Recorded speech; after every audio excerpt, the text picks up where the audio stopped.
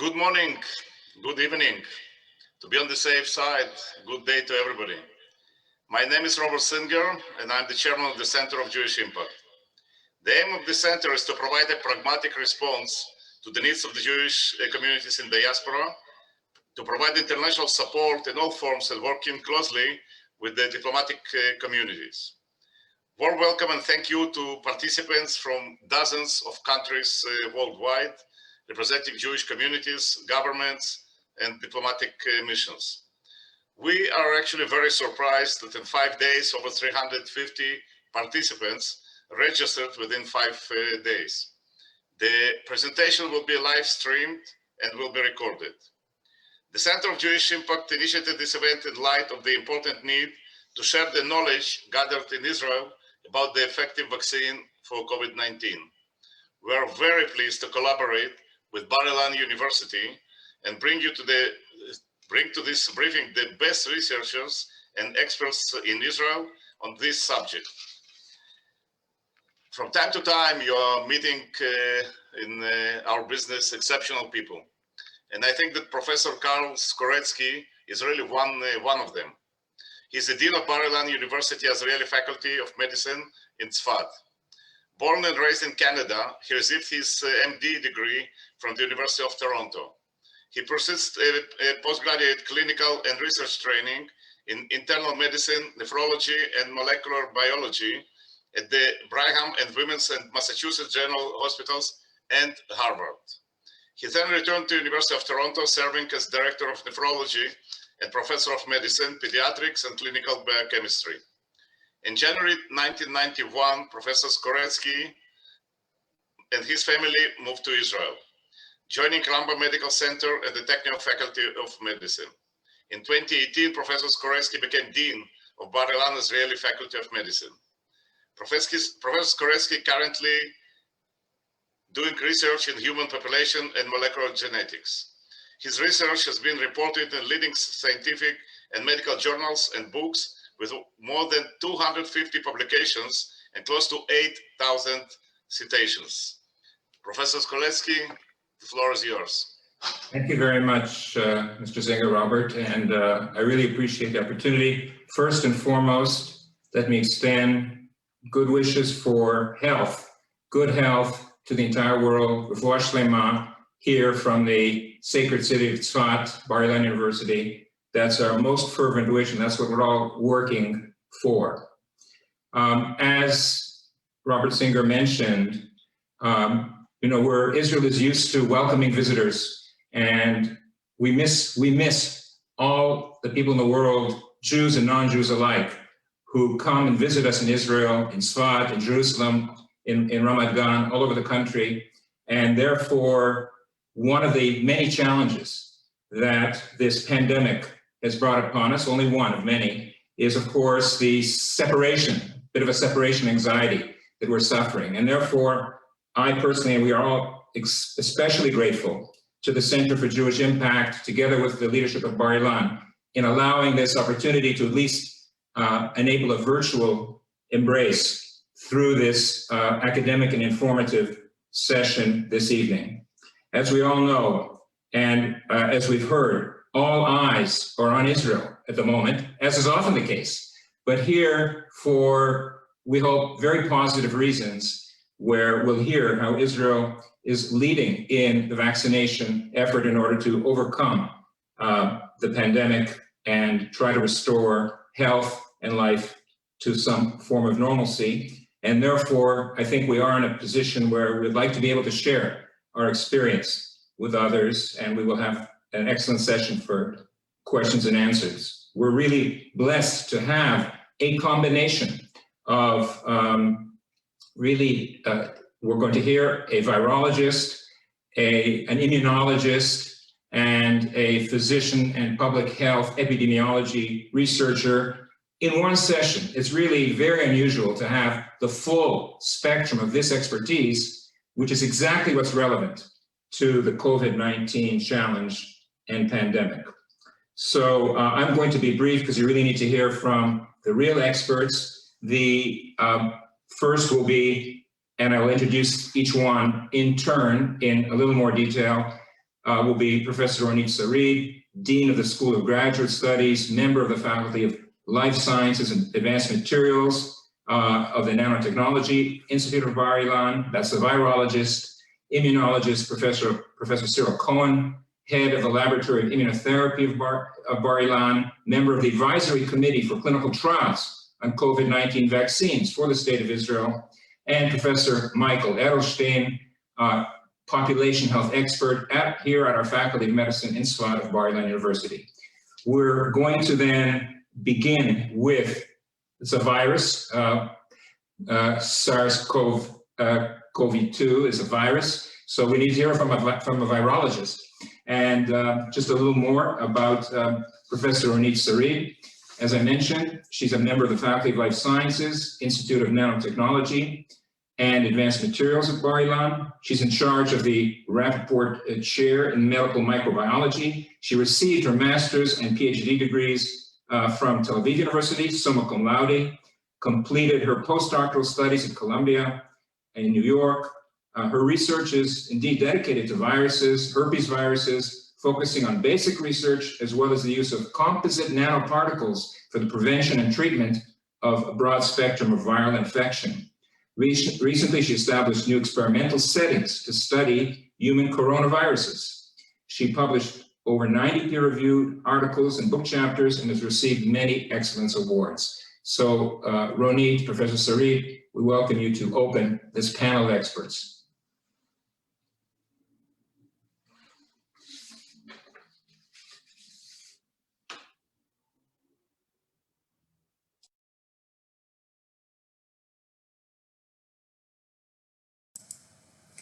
Okay, so good evening, everyone. Good morning, good afternoon. I would like to thank the Jewish Impact Center for the invitation and for the initiative to hold a panel on SARS-CoV-2. Over the past year, we were all being exposed to the world of virology. And as part of my presentation, I would like to describe a number of basic concepts about viruses that will help us understand the coronavirus pandemic outbreak. So we are all talking about viruses, but what exactly is a virus? A virus is a particle, a small particle made up of genetic material, DNA or RNA, enclosed within a protein shell. Many viruses we know are actually so simple, just a small piece of genetic material which is packaged within a protein shell. There are more complex viruses that beyond the protein shell include also a lipid envelope, which contains viral proteins. And coronavirus is such a virus, and I will talk about it later on. There are more complex viruses that are slightly more complex, and they include a number of protein shells. All in all, viruses are particles, and I like their description as a piece of bad news wrapped in protein. Most viruses are very small, but there are variations in their dimensions and shapes. This is shown in this cartoon, which illustrates human viruses in their right proportion, showing that certain viruses, such as the Ebola virus, are very large, and others are very small, such as the parvovirus or papillomavirus. Importantly, all viruses are very tiny, and most of them can only be observed by high-power microscopy. The coronaviruses shown in this slide also will be discussed later. Viruses are very different from bacteria. And unlike the bacteria that are cells, viruses are lifeless particles. They are not part of the tree of life, and they do not carry functions that characterize living forms. In fact, viruses are inanimates, composed of organic material, which is organized in a defined structure. So how then do they multiply, and how do they cause a disease? So in order for a virus to multiply, they need to enter living cells. By analogy, viruses are like a computer code. or program that without a computer operating system has no operational activity. To penetrate cells, viruses must attach a certain cellular surface component termed receptor, and this is the receptor, and upon contact between the virus and the receptor, the virus can penetrate into the cell. Inside the cell, the virus exposes its genetic material.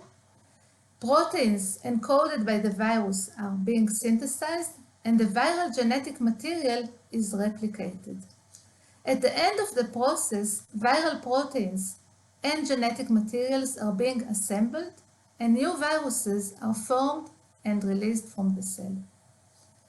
This process, the entire process of virus multiplication, involves the use of cellular machineries and the consumption of cellular building blocks. Importantly, a huge number of new viruses are formed during an infection cycle. A single virus that infects one cell may generate 1,000 new viruses that infect nearby cells and can be secreted into body fluids. In addition, and I will return to it later, towards the end of my talk, replication of viruses involves errors or mutations, which is an integral part of their replication process. Okay. The entire process of virus entry into cells involves a great deal of interactions between the infected cell and the virus. We tend to talk about our acquired immune system, the antibody response, and the response of specialized immune cells. Yet our cells, each and every one of them, have a built-in system that detects invading virus and generates antiviral response. Part of the cytokine storm that has been widely discussed recently concerning the coronavirus disease is related to our immediate individual response that takes place very soon after infection in every cell of our body. One last general point that I would like to make about viruses: our main strategy for dealing with viral diseases is through the vaccine that you will hear soon from Professor Cyril Cohen. Generally, the repertoire of antiviral drugs we have is small. Since viruses multiply within our cells, it was believed for many years that any antiviral drug will affect our cells and therefore cannot be found. At the same time, a good understanding of viral infection has led to the development of antiviral drugs against viruses such as HIV and hepatitis C, for which we don't have any vaccine. Therefore, I believe that specific drugs that directly and selectively target viral proteins can be found and can be given to those diagnosed as infected with the virus, but also as prevention in case of an outbreak. I would like to now focus about the coronavirus. I described viruses as particles, and coronaviruses are not an exception. They are spherical in shape, composed of a genetic material, RNA, that is coated with a protein called nucleoprotein, which is wrapped with a lipid membrane, and the lipid membrane contains the spike protein that protrudes from the surface of the virus. Here are pictures of the coronavirus taken under electron microscope, showing the prominent spikes on the surface of the virus. Here, I want to show you a cell infected with coronaviruses that are colored purple, and the viruses are being released from the cells. And note the large mass of viruses and the size proportion of the viruses as compared to the cell. As viruses are lifeless, we cannot refer to them as alive or dead, but instead we are discussing whether they can infect or have lost their ability to infect. As I mentioned earlier, coronaviruses contain lipid envelope, and we all know that fat dissolves in soap. Accordingly, these viruses, the coronaviruses, can be neutralized using soap, alcohol, bleach, and hydrogen peroxide that damage the envelope and neutralize their ability to infect. Furthermore, transmission of respiratory virus, such as the SARS coronavirus 2, by droplets containing viruses can be blocked by face masks. Currently, we know 7 human coronaviruses. 2 of them have been discovered and have been identified in the 60s, and they cause relatively mild seasonal respiratory diseases. 2 others have been discovered in the early 2000s, and they also cause relatively mild seasonal respiratory diseases. And all 4 mild human coronaviruses were originated from animals such as cattle, bats, and mice, and passed to humans. The 3 other coronaviruses that we know cause more virulent disease. They cause the severe acute respiratory syndrome. The first one is the SARS coronavirus that has been first emerged in 2002. The MERS coronavirus that emerged in 2012 in South Korea, and then in Saudi Arabia, and then discovered in South Korea, and the current SARS coronavirus 2, which has been emerged in China in 2019. I will not go into the details of the 3 I'm showing you here, which is quite simplistic, but I wish to emphasize that there are hundreds of coronaviruses that infect a wide variety of animals, of which bats are considered a reservoir of a very wide variety of coronaviruses that can cross species and infect humans. In accordance with the description of how viruses multiply, which I've shown you before, the SARS coronavirus is being transmitted through the respiratory system, where it attaches to target cells and that express its receptor, the ACE2, on their surface. Subsequently, the virus propagates within the cells and new viruses are being produced. 2 key points that I would like to emphasize here. The first concerns the attachment stage of the virus, the attachment to the host cell. Attachment of the SARS coronavirus to cells is mediated by the viral spikes. This is the virus and also the spikes, and the attachment to the receptor is mediated by the spikes. The viral spike is an important target for neutralization by the immune system, in particular by neutralizing antibodies that may bind the spike and block the attachment of the virus to the cells.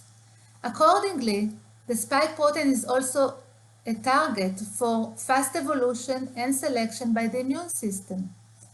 In fact, most vaccines that you will hear about that are being produced now exposed and train our immune system to this protein, to the spike protein. The second and last point that I would like to emphasize concerning the infection cycle of the coronavirus has to do with the fact that viruses, all viruses, multiply in large numbers. Multiplication of viruses whose genetic material is RNA, like the coronavirus, involves a large number of errors or mutations. The replication is very inaccurate. Coronaviruses carry a relatively large RNA genome composed of approximately 30,000 base or letters, and currently we are witnessing mutations in the coronavirus of around 2 single-letter mutations in a month. It is about half fast as the influenza virus, yet quite abundant. Mutations occur in every part of the virus genetic material. They are random, but mutation in the part encoding the spike protein, in particular within the part that attaches to the receptor binding site, are very important and could enable the establishment of viruses that can be transmitted more efficiently as they can attach to the receptor in higher affinity. In fact, currently we are facing numerous new SARS coronavirus 2 variants, each containing a set of several mutations, 1,000 mutations. There are thousands of combinations, and the question we keep asking are whether the mutant is more adapted and can thus be transmitted more efficiently in the population, whether it causes a more aggressive disease, and this is sometimes the virus is more transmissible but not more aggressive, and whether the virus, the mutated viruses, will be sensitive or resistant to the vaccine. Of note, similar mutations, and this is important, have been appeared in 3 independent major variants of the SARS coronavirus that are currently spreading, suggesting the occurrence of evolution and adaptation that may have an evolutionary age. And I would like to end by an optimistic side. I wish to indicate that mutations do not necessarily create more virulent viruses. They are random. And instead, we may find new viruses, new variants of viruses that cause milder diseases, as happened in the Spanish flu that appeared more than 100 years ago. And thank you for your attention. Professor Sarid, thank you very much for that wonderful presentation, and especially on completing on an optimistic note.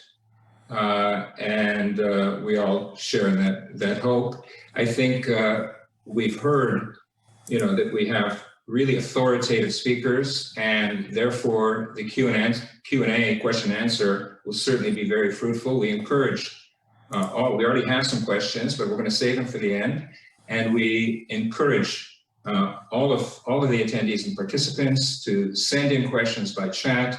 We will try to get as many as possible. And we really have experts here who can give authoritative answers. And I hope I'm following the lineup okay.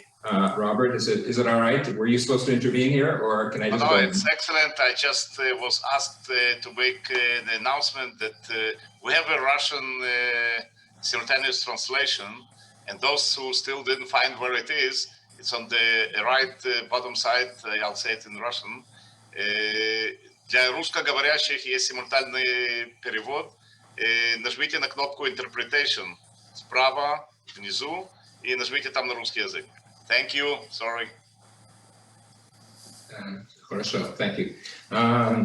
So our next authority and expert is Professor Cyril Cohen, head of the Laboratory of Tumor Immunology and Immunotherapy, and also Vice Dean of the Faculty of Life Sciences here at Bar-Ilan University. Importantly, he's recently been appointed as president of the Israel Society for Cancer Research. His work, more than 70 publications in very, very impactful peer-reviewed journals, Nature, the Journal of Experimental Medicine, PNAS, Cancer Research, and others, has been cited more than 6,000 times. He has patents in the field of T-cell immunotherapy. He's a member of the Israeli regulatory agencies for approval of the clinical trials we all read about and hear about based on gene and cell therapy, and the advisory board for clinical trials on coronavirus vaccines and therapies for the Israel Ministry of Health. So we're really pleased, Cyril, that you've been able to join us, and we welcome you. Thank you very much, Karl. Thank you very much for inviting me to the Center of Jewish Impact, to Bar-Ilan. It's a real pleasure to be with you. And I was thinking about, greeting you and struggling with how to greet you, with good morning, good afternoon, or good night, but I'm just going to say shalom. And basically, what I would like to do, and thank you, Ronit, for giving such a wonderful introduction on viruses. What I would like to do now in the next 15 minutes we have is just to give you an overview of the pathology, the disease that we are seeing with COVID-19, and also what we think is the best solution at this time, vaccines. How do we develop a vaccine? What is a vaccine? And what do we know now a little bit about the vaccines in Israel? So it's not, I would say, a secret that for more than a year now, we've been in a struggle with this pandemic, which is worldwide. And the disease, as we know it, is very, very interesting because sometimes it is what we call asymptomatic, meaning you catch the virus, but there's no real disease. But then could be a lot of different manifestations, from pneumonia, from, I would say, mild to severe pneumonia, other inflammatory syndromes, coagulation syndrome, thrombosis, etc. But interestingly, one of the things we are very afraid of is the, I would say, the damage to our lungs. And so that you can understand, what we're talking about, these are, X-rays from normal, I would say, people, and this is to compare to COVID-19, okay, patients in which you can see this blur. I mean, the lungs are no longer functioning. One of the most, I would say, terrible thing that can happen to a COVID-19 patient is what we call an acute respiratory distress syndrome. It's also what we call a cytokine storm. Basically, what happens here is that it is the immune system that is causing trouble to our body, meaning the virus is only the trigger, and then the immune response is uncontrolled, leading to the production of a lot of fluids and inflammatory components in the lungs, and the person is just drowning in his own fluids. And this is the most terrible thing that is happening here, and we cannot help those patients so far. There are some treatments. You could use remdesivir, but it's not, I would say, the most I would say, successful treatment. We could use, plasma, antibodies from people that got, that overcame the disease. So we take their antibodies, or even people that were vaccinated, by the way, and other, artificial antibodies. It could help.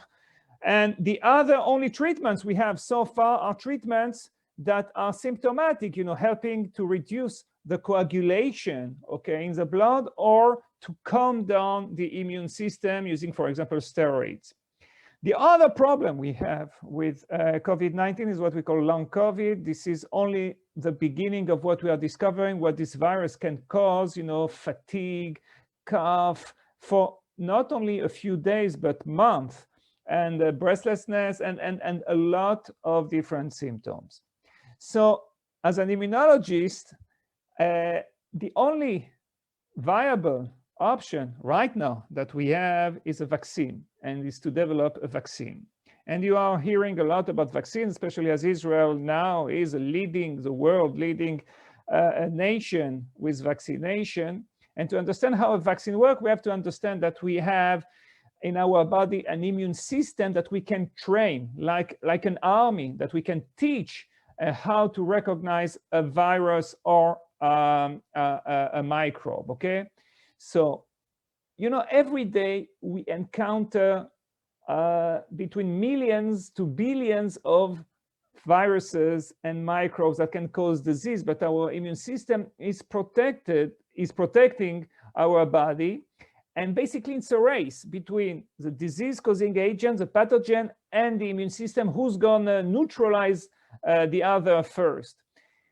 And we can help our immune system neutralizing, okay, a virus or a microbe, a pathogen, by showing our immune system how does this pathogen look like without causing the disease. And that's how, for the first time in history, we've been able to eradicate totally a disease like smallpox. It started 200 years ago when Jenner developed his own vaccine, and at that time there were a lot of people that didn't like the vaccines. This is a drawing from the time, but after that we understood that you can, if you inject a form of the pathogen that is not active enough, you can actually tell your immune system, hey, look, this is a virus, okay, I have killed that virus, it's not harmful, but in the meantime you have to learn, you have to look at it, you have to find the, I would say, Achilles heels of that in order to create special weapons that will be able to tackle that virus when, in real life, you will encounter it. So the other father of vaccines is, of course, Louis Pasteur from France, that also developed vaccines against rabies and cholera, etc. And we have seen in the 20th century, I would say, an explosion of vaccines that helped us make diseases, certain diseases, a thing of the past, like measles, like diphtheria, like polio. And that, to our estimation, has been saving something like 500 million lives only in the 20th century. So vaccines are very powerful. Now, when it comes to, I would say, COVID-19, to the SARS-CoV-2 virus that Professor Sarid just mentioned, we were faced with an unprecedented situation. On the one hand, we were able to get the genetic information from that virus very quickly, within a week. On the other hand, we needed to develop new vaccines that could quickly help us stop the, I would say, the spread of the disease. And there are different ways to, I would say, do that. You can use what we call traditional vaccines, which is to take the virus, like that, to take the virus and either kill it or I would say try to grow it in conditions that will weaken it, and then you inject that. So if it's a weakened virus, you always have the possibility that it will cause the disease, but it's, you know, we have enough experience to understand that, how to do that safely. Or if you kill the virus, there won't be any side effects technically, but on the other hand, the killed form of the virus is not always reminiscent of the original form of the virus. But now we have new technologies. For example, you can use some portion of the genetic information of the virus, you know, the recipe, how to make the virus, but not the whole recipe. You just use, for example, the recipe that teaches your body how to make those spike proteins. So you don't inject in the body any virus or anything that is harmful. You just inject the recipe to that protein, and then your cells are actually absorbing that recipe, reading it, making viral proteins, and then your immune system is saying, oh, we have something foreign here. These are viral proteins. I will learn how to develop antibodies to neutralize that. And that's, for example, how Pfizer and Moderna vaccines were made. Or you can do something else. You can take an harmless virus, like, for example, measles, or a kind of virus that causes cold, like adenovirus, and you can actually graft on that some parts from the coronavirus. And then you have a kind of hybrid, a new virus that is not harmful, but it has, you know, some parts from the coronavirus. This is what, you know, AstraZeneca has done, Johnson & Johnson, Gamaleya with the Sputnik vaccine. So we have now new technologies. And it has to be said that we were able to develop vaccines quite fast because there were a lot of investment in those new vaccines. So it helped us, you know, developing vaccines quite quickly within a year, which is something wonderful. Just so you understand, a year ago, 13 months ago, we only discovered the genome of the vaccine, of the virus. And then in April, May, Pfizer, for example, started the clinical trials. In December, it was approved, and this is a Pfizer vaccine. It was ready to be given to people. And Israel, as you will hear from my colleague, Professor Edelstein, has been delivering something like almost 6 million doses of that vaccine to the population. Now, there are different vaccines. I will not enter right now I would say advantages, the pro and cons of the different vaccines. Sometimes it's a logistic thing. For example, you can keep it, you know, at regular temperature, or, you know, you need, for example, a -70 refrigerator. It's a question of logistics, the price of the dose, the efficacy, as you can see, but a lot of promising things are coming. Israel is also developing its own vaccine, and I've been fortunate to advise here to some extent. And we are taking, for example, another virus that we are calling VSV. It's a harmless virus. And we are grafting on it, as you can see, elements from the coronavirus. And this is already in what we call phase 2 clinical trial. The vaccines, mainly the Pfizer vaccines, arrived to Israel. This is a day when they arrived. You can see here our Prime Minister, Minister of Health also here. And they were, I would say, received like a diplomatic figure here in Israel. It was we were very, very enthusiastic on December 19th, showing the example. Prime Minister Benjamin Netanyahu, was the first to be vaccinated in Israel. And from last week, from Thursday, we have opened vaccination to all in Israel, starting from the age of 16. So we are aware that there might be some side effects, but minor side effects. So far, only 0.3% of the people getting the vaccine have developed side effects that require some medical assistance. But in any case, every side effect was, I would say, only temporary and resolved itself.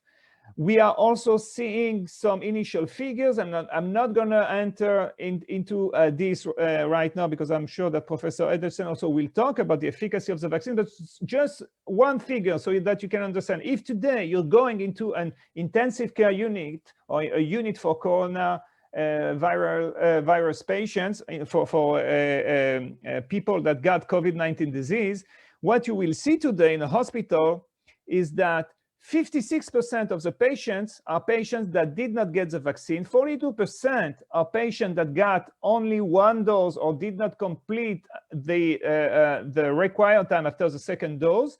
But only 2% of the people, and these are official numbers, only 2% are people that got the full vaccination, the full vaccination schedule, meaning 2 doses and 1 week at least after the second dose, meaning that this vaccine is showing some great efficiency.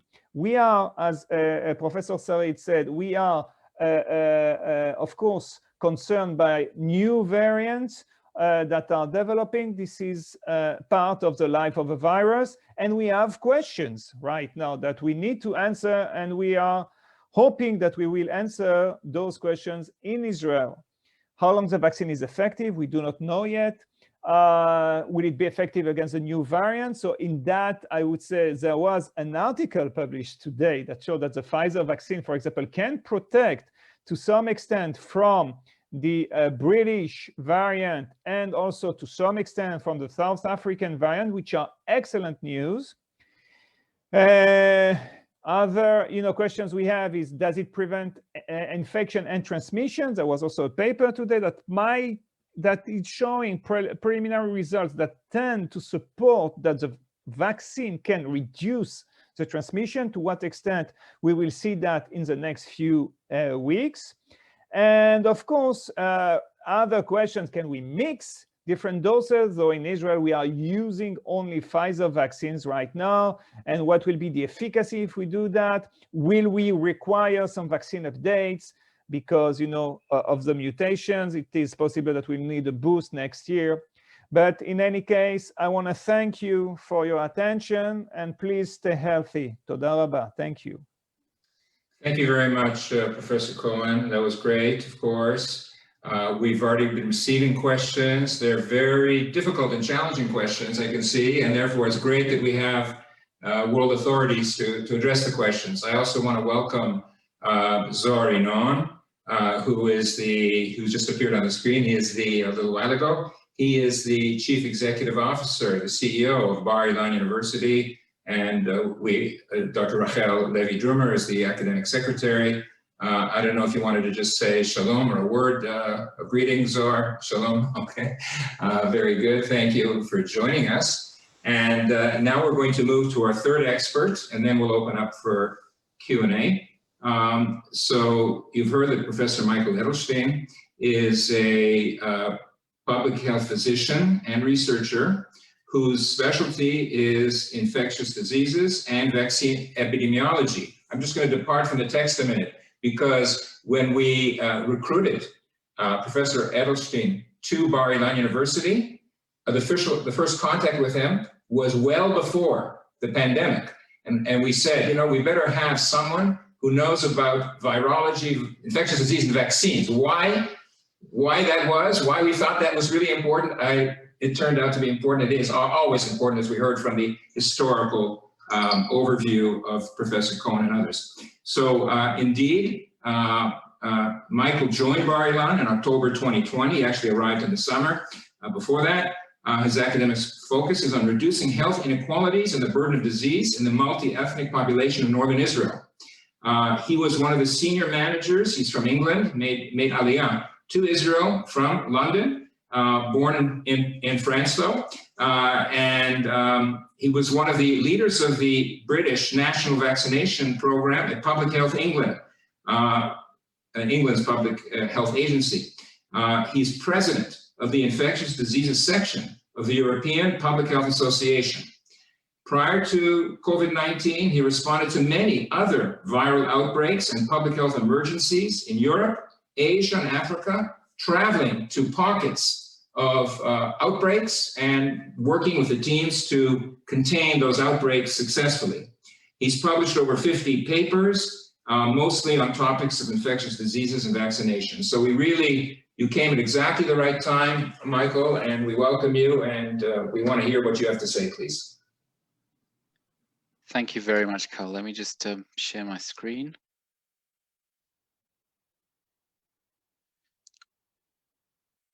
Right, can you see my screen? Okay, excellent.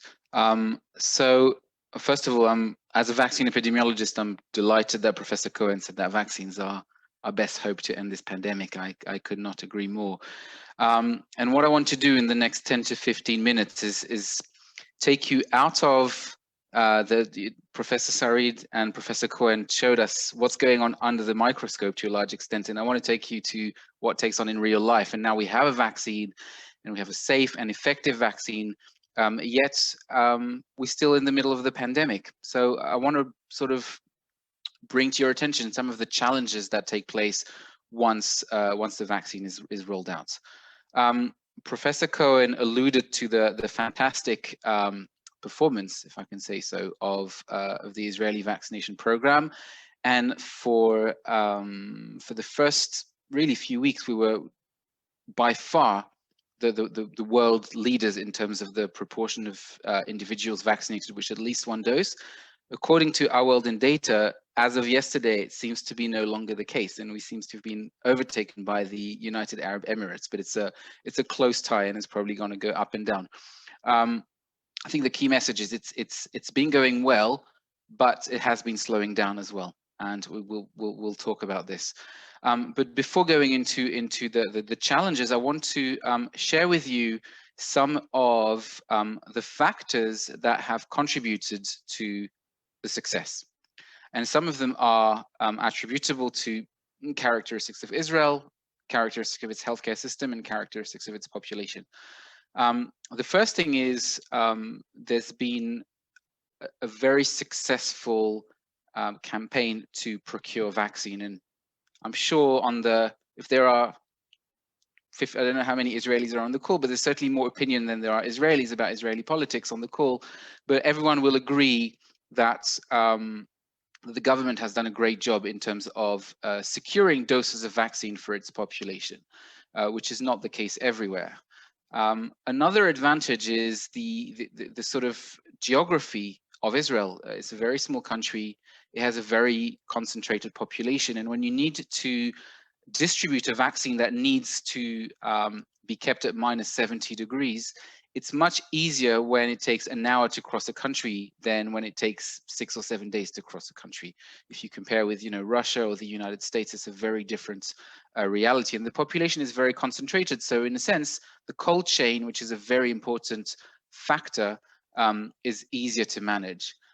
Another factor is that Israel, for better or for worse, has experience of managing emergencies, not necessarily health emergencies, but other emergencies such as security related issues and others. And that means that when a crisis emerges, there are pre-existing relationships and agreements between different emergency services, between for example, cities and the healthcare system and the ambulance service and the police, etc., etc. And that means that it's much quicker to put a response in place than countries that perhaps don't have this experience. Another factor that has been critical, in my opinion, is its healthcare system. The fact that everyone in Israel is registered with one of 4 HMOs, and that's because of very high quality of data that the HMOs know exactly who is eligible for the vaccine, how to contact them, and once you become eligible, you will get a message, or you will be contacted, and you can use an app to book an appointment, and you will get an appointment in the following few days, and then you will get an invitation to tell you when you're due for your second dose. This is not a given, and this is not taking place in many countries, including high-income countries, and it's been part of the success story. I want to leave the anti-vaccination for a moment. I'll come back to it. I just want to mention before the resourcefulness of Israelis, and this is a very, as an Ole Chadash, as someone who's moved recently to Israel, this is a very interesting experience, because if you, coming from the UK, where I was living up to about 6 months ago, you know, people would be patiently waiting for their turn to get invited, to get the vaccine, and if it was getting delayed, they would moan a little bit, but not do much about it. In Israel, within 24 hours of the vaccine becoming available, people set up WhatsApp groups, Facebook groups to try and find out where there are leftover doses. We'll go and hang out on the car park of the clinics to try and get the remaining doses, which means that at least in the very early stages, there was very little wastage. And there were actually substantial proportion of population who was not eligible for vaccination who was vaccinated, and this is quite, I think, quite unique, and has contributed to the success. However, things have slowed down, and I think there's a few reasons for that. The first one is, in a sense, we're about 6 weeks into the vaccination campaigns, and what happens when you introduce an innovation such as a vaccine, the first tens of % of people are the easy targets. There are people who want to be vaccinated, who've been waiting for it, and they will run to get vaccinated. But once this sort of group of early adopters have been vaccinated, then you sort of start entering a second phase, which is the majority of the population who is not anti-vaccination, but not motivated enough to go and wait outside the car park of a clinic to get their vaccine. And in order to vaccinate them, you need to slightly change your strategy. You need to be more proactive. You need to identify and devise messages that will speak to them to encourage them to come. And this is the phase that we're entering. And this is a phase that perhaps the government hasn't fully adapted to yet, although they are starting. There's another concerning development, and this is the emergence of anti-vaccination movements in Israel, which are not a new thing. Professor Cohen showed an anti-vaccination engraving from the 18th century. Anti-vaccination is as old as vaccines. But what is concerning here, and in my experience of vaccination, it's quite a new phenomenon. These are not people who are just refusing to be vaccinated. These are people who are actively, through malicious means, preventing other people from being vaccinated. And that means, for example, booking fake appointments to block the clinics and to prevent people who want to be vaccinated from being vaccinated. It's not entirely clear to what extent this is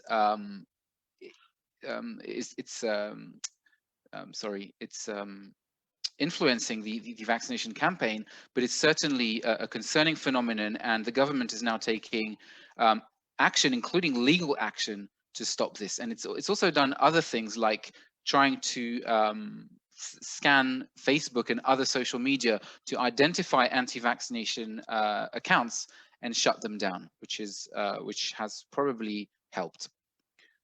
So if we're doing so well, why are we seeing so many cases? We've well, I can't say we are out of a lockdown. We're coming out of a lockdown. And in previous instances, what we've seen is a relatively rapid decrease in the number of cases following lockdowns, and we're not seeing this to the same extent. And this is raising the question. Well, we have 40% of the population vaccinated, yet we're still seeing a lot of cases. So what is happening? And Professor Cohen alluded to it. What you need to do is dig down into the data a little bit and look at the proportion of the population is vaccinated by age. And what you see is that if you look at the graph on the left, the proportion of older people who are, or people over the age of 60 who are vaccinated in a very large proportion, whereas below this age, it's much, much lower.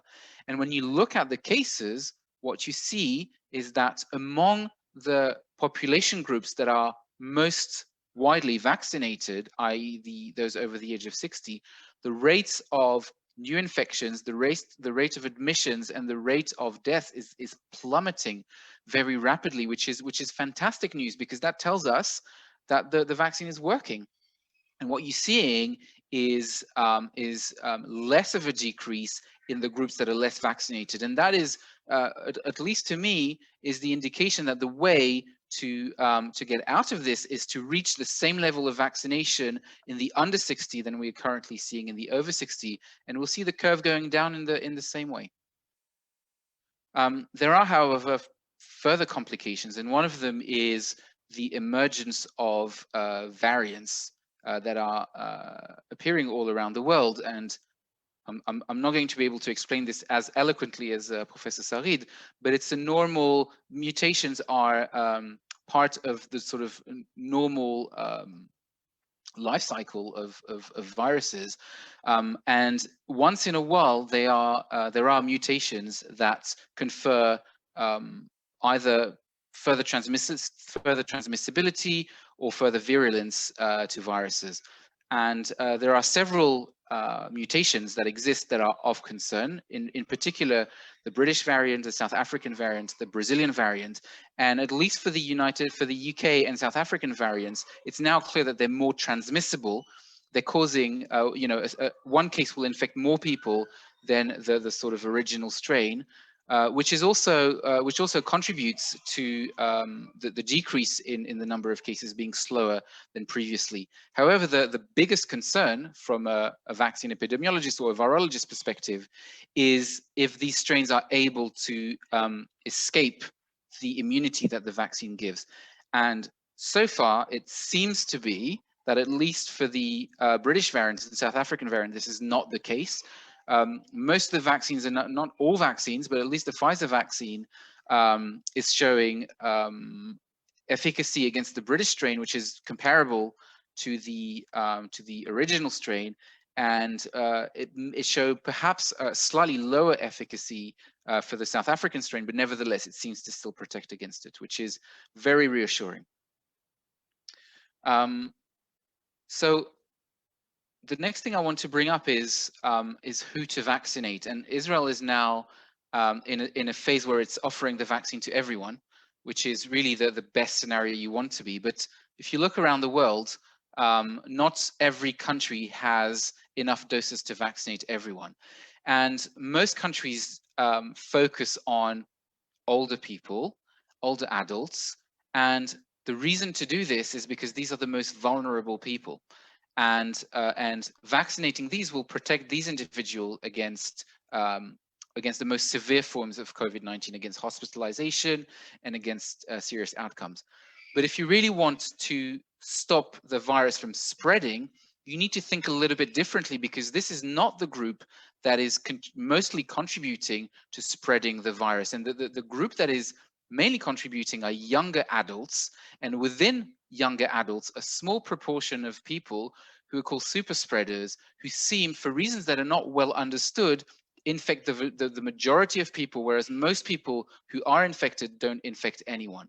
And some countries like Indonesia, for example, is prioritizing these individuals rather than others, betting on stopping the infection rather than preventing the most vulnerable people from getting serious illness.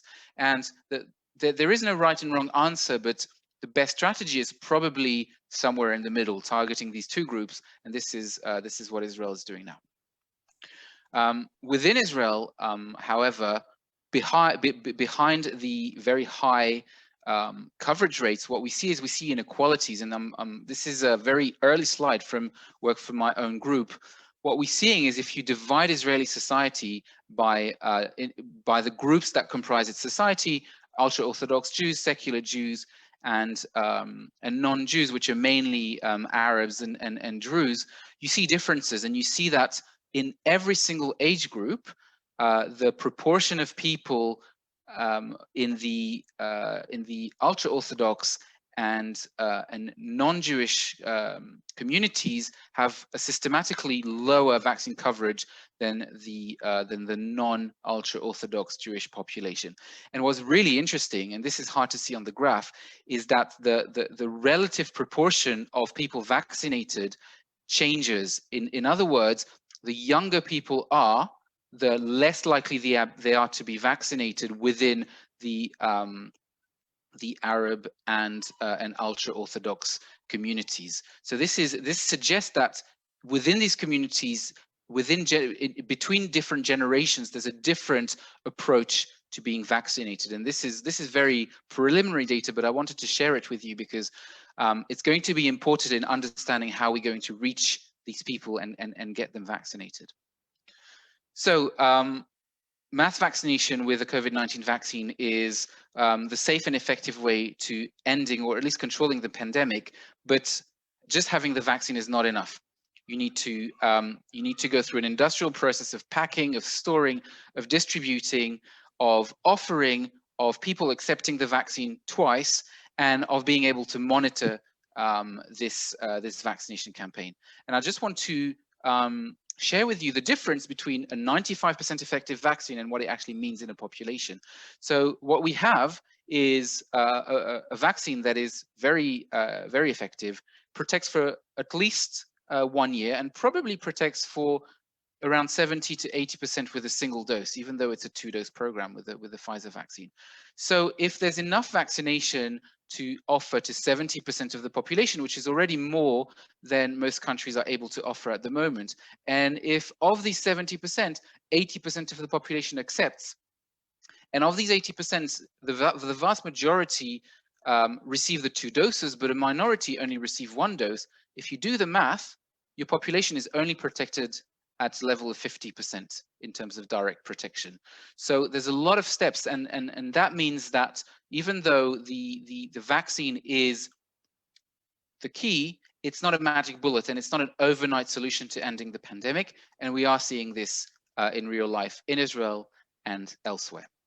And I just want to end by saying that we're obviously extremely proud as a country to be leading the world, but it's worth remembering how we got to the pandemic. And the pandemic started, the COVID-19 started in China, and it started as a local regional outbreak in one city in China, and within really a few months became a global phenomenon from which no country's been spared. And this is because we live in a globalized world. People travel from one country to another, and the same way that the pandemic started in a global way, it will only end in a global way. And what we need to do to end the pandemic is not just for individual countries to be able to vaccinate all segments of their population, but actually for every country in the world to be able to achieve this. And this is the only way that we could envisage going back to normality. And we have a say in pandemic preparedness that our collective protection is only as strong as our weakest link. So we need to think of ourselves, but we also need to think of others. So conclusions, vaccination is not a magic bullet, and it will take time to implement. There are potential complications like the emergence of resistant strains, like vaccine hesitancy, and therefore we need to continue with social distancing measures, at least for the foreseeable future. As the performance of the program increases and more people get vaccinated, we need to understand who is getting vaccinated, who is not getting vaccinated, and why. And we need to put measures in place to specifically target these groups. And beyond national performance, we need to aim for global equity for a return to normal. Thank you. Thank you very much, Michael, and we're really appreciative. You know, one of the aspects of this pandemic is it is a great equalizer in many respects. Now, everyone who's heard these experts knows as much as maybe the experts do, and so we are all learning together, right? Our medical students, our experts, we're all learning together. And I think we've been very privileged to do this. We have received very interesting questions, a lot of them. And so what I'm going to do is try to do the following. Combine some of the questions, because some of them have some combinations, direct them at one or the other expert, somewhat arbitrarily, because you know, I think all of you've heard it, almost everyone can handle the questions, but I will. And I will abbreviate the questions a little bit. And I want to thank everyone for sending questions. We have many congratulatory notes from the questioners saying, thank you for this session, thank you for this evening, etc. So we want to thank you. And I'll start, and Robert Singer at the beginning said, you know, we want pragmatic. We want this to be pragmatic. I heard him use the word pragmatic. So I'm going to go with some pragmatic questions and ask for very pointed answers, if I may. I know it's hard for scientists who are used to, you know, not, you know, wanting to think, etc. If you can try to just give a pragmatic answer to the best you can. So we had two people ask about use of, let's say, the Sputnik so-called vaccine or the Chinese vaccine. We have a question from a leader of the community in Kyrgyzstan, Vladimir Kritzman. Thank you very much. Cyril, I'm going to ask Professor Cohen, since I've heard him talk about this, and maybe others want to add. What do you think in a country which is not going to be getting the Pfizer or other vaccines, but would you say that they should go ahead, if that's what's available, and receive the Sputnik, the Russian or Chinese or other vaccines? Professor Cohen, what do you think? Yeah, so basically some protection is better than none. And I would tell you that, you know, all those vaccines, including the Sputnik vaccine, and you might have heard me saying that, you know, I do not underestimate the Sputnik vaccine. Actually, there was a paper published showing a very good efficiency. So I already said that a few months ago, and I'm very happy to see that it seems like it is a good vaccine, it's legit, etc., etc. So whatever vaccine you have at your disposition, you should take it. Now the question, should you choose between vaccines? This is something different. We do not have enough data to compare between vaccines besides the clinical trials. So again, I mean, the Sputnik vaccine seems to me a good vaccine. The Chinese vaccines, there was some discrepancy between the numbers they got, you know, in the clinical trial around 78%, and now what they got in Brazil around 50%. So again, I don't know what is the rate of protection. We are still learning. We are still learning. But in the absence of other choices, your recommendation Definitely. to Vladimir Kritzman, go ahead. Okay. Yes. Thank you. My recommendation is to get it. Thank you. Two questions I'm going to combine for Professor Sarid, if I may. What about targeting components other than the spike protein, if there's so much evasion and mutation that maybe is affecting the spike protein? Do you think, and this is both for you, Ronit, and perhaps also for Michael, do you think this is likely to become endemic? Are we going to have a seasonality like maybe in flu, for example? Ronit, do you want to handle those questions? And maybe Michael wants to also add something. Okay, as for other targets, it's possible. It's possible to target other proteins, but as a vaccine, the spike is the best target because it's on the surface of the virus. And neutralizing antibodies are produced against the surface of the virus, so this is the best target. We can combine different sequences of the spike protein and vaccinate against the different variants as a collection, but the spike is the best target as a vaccine. As for drugs, we can develop antiviral drugs that can help inhibit the spread of the virus, like we have with the influenza virus. With influenza, we have drugs and we have the vaccine. And the drugs can target any other viral protein. Yeah. Thank you. Michael, will this become endemic? Is this going to be a seasonal, every year we're going to have to invent, a new mRNA vaccine for a new corona variant and then get, what do you think? We won't quote you. We won't. It's okay. Just go out on a limb. Say something. Give an answer. I need a crystal ball to answer that question, Yeah, but okay. I think it's difficult. It's difficult to know, and I think we're still learning. It's the most common comparison is with the influenza vaccine, and the influenza vaccine is a very different kind of vaccine. I don't think it's a fair comparison. You don't expect the same level of recombination and reassortment that you do with flu. I think we still need to understand whether or not the frequency of these emergence of new strains, and whether we're actually going to see strains that are going to require a completely different vaccine or an alteration to the vaccine. I think, as Cyril said, we're still learning. So I don't think I have a definitive answer on that. Okay, thank you for that. The question, really, I'm going to stick with you, Michael, for a minute, because you kind of began with this. There's a question here about why do we care about herd immunity that much? We can't really vaccinate kids under 12 yet anyway, or maybe at least not now. We're not thinking of it. And if we just vaccinate those at risk, protect them from serious illness, why is that? Why do we keep talking about herd immunity? So there's several reasons. The first one is there are some people who cannot receive the vaccine, who cannot be vaccinated because they are seriously ill, they're severely immunocompromised, or they have other health reasons.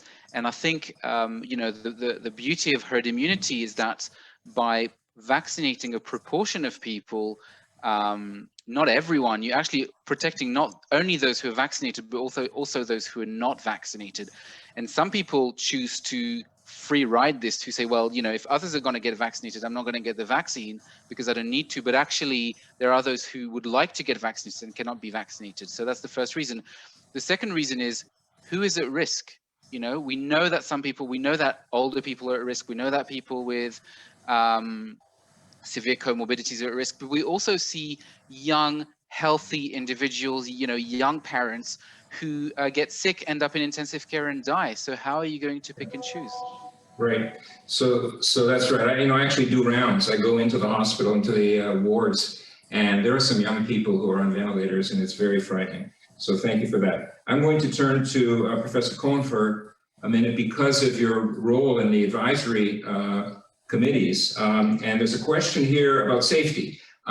Is there surveillance of potential bad outcomes? Have there been deaths attributable to the vaccine, which we should be worried about? Is it being reported properly? Is it being monitored properly, in your view? And therefore, that relates to the whole question about, are vaccines safe? And what do you think? What do you say about that from your position of authority? Thank you. So basically what we know so far is that the vaccine is quite safe. Okay, we haven't seen, what we call serious adverse events, meaning we haven't seen deaths that are, I would say, linked directly to the vaccine. There are two cases that are being under investigation, of people that had, one is a 75-year-old person that I think already had like 6 myocardial infarctions. So this is one, and the other one is 88 that died, shortly after the vaccine. But again, we're talking about, 6 million doses of vaccine being delivered. We haven't seen something that can cause us to feel that the vaccine is not safe. The second thing I will tell you regarding reporting side effects, I just got, when we were talking, I was just, sent the weekly report of side effects. I can show it to you. It's available. So we haven't seen any major side effects, and so far everything seems transient. So we are quite convinced that so far the vaccines is safe.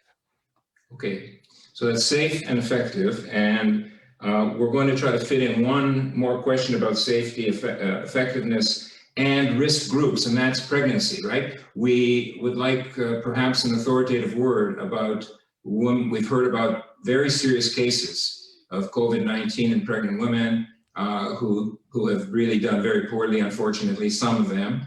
I know the official recommendation that I've heard is second and third trimester not to be concerned, to definitely get the vaccine. In fact, it's a risk group sort of to get the vaccine. First trimester, there's always some hesitancy. Perhaps, is that the consensus? I can ask all of you, Ronit, Cyril, Michael, what do you all think about that statement by the Ministry of Health and others? I can give an answer if you want, Karl. Sure. There's so the trials didn't specifically recruit pregnant women, but in clinical trials of this size, there's always pregnant women who don't know they're pregnant at the time. So there's actually quite a bit of data, and the US CDC has data on over 10,000 women who were pregnant and have been vaccinated, and there hasn't been any concerns in terms of safety.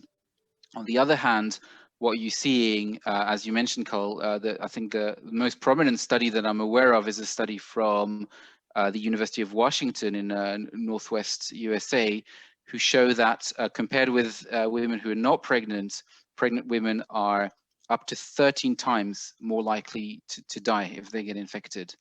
You're starting from, it's a relatively low baseline, but it's still a very, very significant increase. So on one hand, you have a very certain increased risk, and on the other hand, you have really no evidence of any safety concerns in the second and third trimester, as you mentioned. So I think it's a consensus. I don't think there's a debate, and I think most countries, including the US, including Israel, are recommending this. Thank you. Okay, we have, there are more questions and more comments. I will say, just to echo what all of you have said, that it's important for Israel to share its data on safety outcomes in all populations, pregnant women, with the rest of the world. If Israel, all eyes are on Israel, and therefore I think we have a responsibility as well as an opportunity. We have Yanis, who's given us today or yesterday in JAMA on pregnancy and breastfeeding. I think you can all look at that. I think, unfortunately, despite excellent additional questions, we want to draw to a close soon. I will just say, we're at Bar-Ilan University, which is a university based on religious principles. But I think what we've seen is a triumph of science. And I think these are gifts. I'm a religious person. I believe that we've been given the gift of these brilliant scientists we've heard today, and researchers, Ronit, Sarid, Cyril Cohen, Michael Edelstein, the entire Bar-Ilan University, and all of Israel. We've been given a gift to be able to study, and so quickly, as Professor Cohen mentioned, 1 year, it's just unheard of. And this is concerted effort. We're hearing real clear-cut answers. I know people still have questions. There may be, I'll hand the floor back to Robert Singer, also maybe introduce our CEO. I just want to hope there may be a way to continue this or to allow more questions to come in, because I think we really have shown that Bar-Ilan in Israel has the expertise to address the most challenging questions in a very, very difficult situation. But I'm going back to Ronit Sarid's hope. Right? She ended with, a hopeful note. I think we've heard, the vaccine is working. There are some setbacks related to slowing down the vaccination as expected. But, the good news, it's working, and let's remain hopeful, optimistic, and keep our eye on the scientific gifts we've been given. So I want to thank our experts and hand the floor back to our hosts of the Center for Jewish Impact and Bar-Ilan University, Robert Singer, please. Thank you, Professor Skorecki. We call this briefing "What Happens When COVID-19 Meets a Virologist, Immunologist, and Epidemiologist." But actually, this briefing was what happens when COVID-19 meets Jews, because we have many Jewish communities here from around the world, together with diplomats and others. I also want to tell you that we received a number of kind of on the chat from the World Health Organization that are participating in this briefing. We didn't know about this, and they're commenting all of you for very informative and very professional briefing. We are really lucky to have a world experts dealing with these issues and briefing us on this. I do want to say that everybody who was on this briefing, which is was almost 400 people, will send. We have your email addresses, so we'll send you the recordings, and please feel free to share it with your communities, with your organizations, with doctors in your communities, and with anybody else to whom you think it's helpful.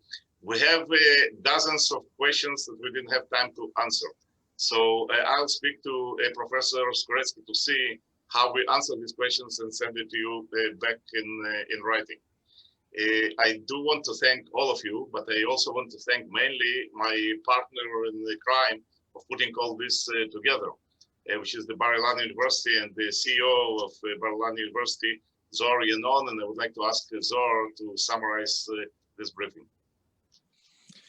Thank you very much, and thank you for all the participants from all over the world, and many thanks and my deepest appreciation to our partner of the Jewish Impact Center and Mr. Robert Zinger. It was such overwhelming and exciting. We just met 2 weeks ago, and Mr. Zinger offered to us to join this very important event. And I told Mr. Zinger, look, Jewish Impact is Bar-Ilan University. This is our mission, making Jewish impact, as Professor Skorecki explained very thoroughly. And I hope you just got a glimpse of the very distinguished faculty members that we gathered here tonight. And we have experts in a very big variety of topics and issues that are in the main public arena, all around issues that are bothering the public domain. And we're very happy for this connection, for this opportunity to really outreach to the worldwide Jewish community. We worked very hard on our Jewish peoplehood, and I think that especially in such a special period of time, in such a problematic and challenging era, those connections and those relations is something that we should really work on consistently and very profoundly. So thank you very much for all our faculty members that came to this event, and many thanks to our partners, Robert Zinger and the Jewish Impact Center. And stay tuned to the next event. So have a good night and see you here, hopefully healthy, here in Israel. We're waiting for your visits. Thank you. Thank you. Shalom, Laila Tov. Thank you. Laila Tov. Thank you. Goodbye. Stay healthy.